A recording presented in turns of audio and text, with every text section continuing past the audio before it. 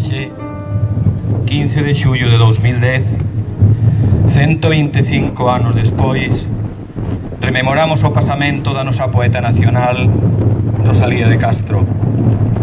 Traemos ao presente da nosa memoria non só unha personalidade altísima das nosas letras, senón a muller que alargou até o infinito o campo da literatura e da cultura galegas, e con el as aspiracións a un outro papel histórico para a súa lingua e a súa patria, Galiza. Moito te quixen e quérote, eso ben o sabe Dios, mais hoxe ao pensar en ti núbraseme o corazón, que a terra está removida, negra e sin frols.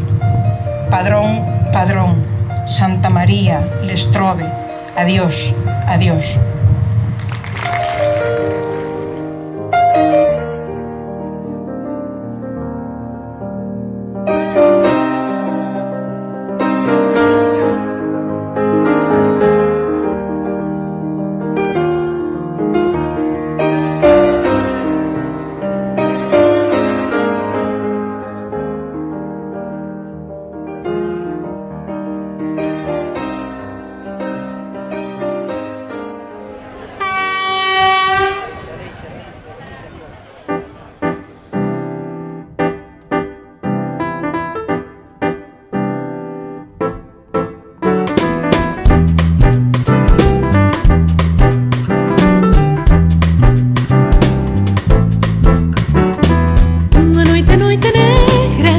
Pesares que teño, noite filla das sobrisas, alas que estenden os medos, hora en que cantan os galos, hora en que xemen os ventos, en que as megas bailan, bailan xuntas co demo primeiro.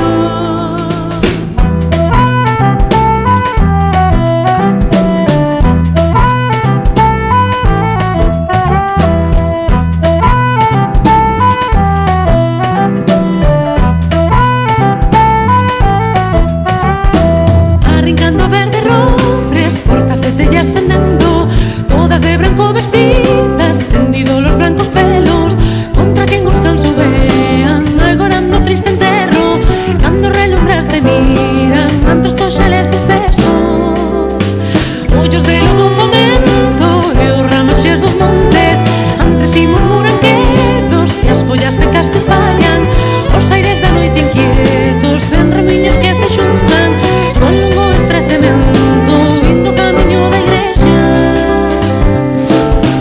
Rosalía, falas hoxe como nos falabas onte, soe cos teus pensamentos que nos deixan sen alento. Rosalía, falas hoxe como nos falabas onte, soe cos teus pensamentos que nos deixan sen alento.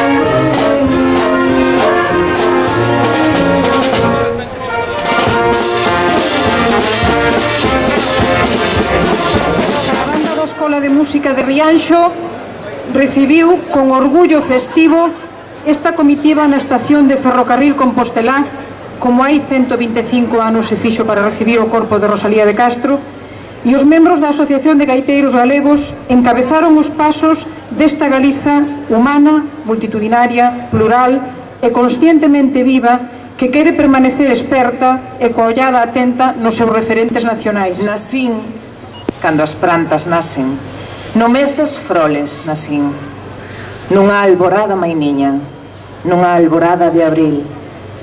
Por eso me chaman Rosa, mais a do triste sorrir, con espiñas para todos, sin ningunha para ti. Prove, Galicia, non debes chamarte nunca española, que España de ti se olvida cando eres tan hermosa.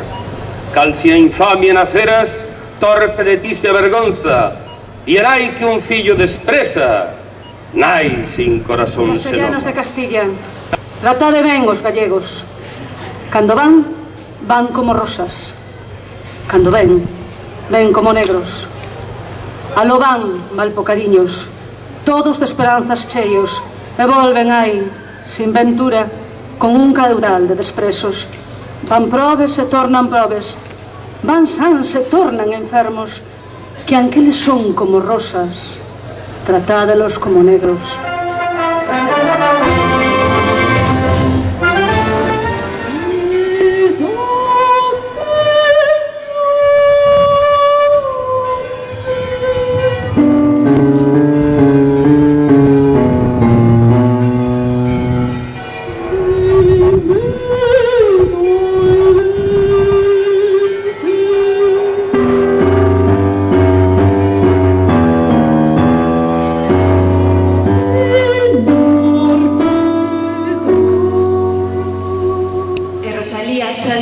Escribiu cantos, vaguas, queixas, suspiros, serán romerías, paisaxes de besas, pinares, soidades, ribeiras, costumes, todo aquelo, en fin, que supo la súa forma e colorido é digno de ser cantado, todo que tuvo un eco, unha voz, un brunxido por leve que fose, con tal que chegase a conmoverme, todo isto me atrevín a cantar neste humilde libro para decir unha vez, siquera, e aunque sea torpemente, os que sin razón nin conocemento algún nos desprezan, que a nosa terra é digna de conocemento. San Antonio bendito, dádeme un home, aunque me mate, aunque me esfole. Meu santo San Antonio, daime un homiño, aunque o tamaño teña dun grande millo. Daime, meu santo, aunque os pés teña coxos, mancos os brazos. Unha muller sin home, santo bendito, e corpiño sin alma, festa sen trigo, pa un viradoiro que onde queira que vaya, troncho que troncho. Mais, entendo un homiño, virse do carne, non hai mundo que chegue para un folgarse. Que zambo ou trenco, sempre é bo ter un home para un remedio. Estar o moucho en riba daquel penedo. Non se teño medo, moucho. Moucho, non se teño medo. Escribo, para que? Volvede ao máis fondo da alma tempestosas imaxes e de amorar cas mortas relembranzas, que a man tremborosa no papel só escriba palabras e palabras e palabras.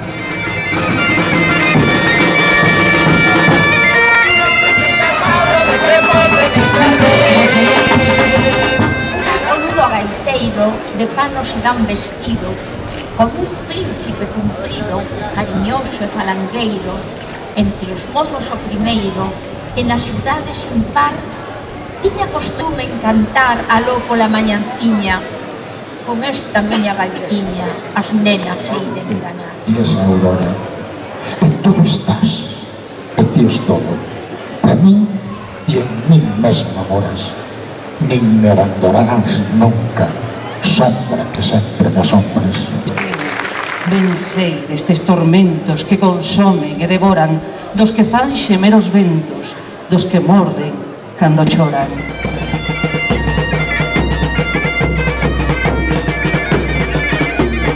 Así, hoxe, vimos aquí, en honra á muller que coa súa obra, coas súas mans luminosas, coa súa palabra, sostivo a lingua galega contra o silencio que era fillo dunha escuridade de séculos. En celebración da obra da nosa poeta nacional, vimos.